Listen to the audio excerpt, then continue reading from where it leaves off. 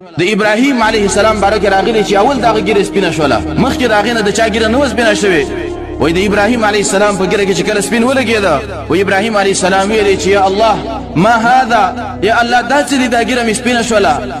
سپین اختان پکې ولګېدل وایي الله رب العالمین ورته ویلې چې وقارک یا ابراهیم دا ستا عزت دی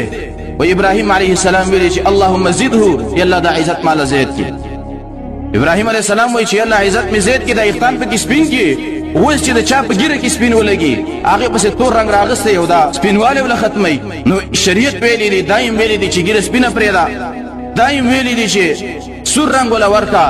او دایم ویلی دی چې دا د تقریبا د 20 صحابو عمل دی چې تور او سور رنګ دا یو ځای که اصفر چې ورته ویلی کېږي او دا وله ورکه کتم ورته ویلی کېږي دا جایز دین را په دې خوا توروالی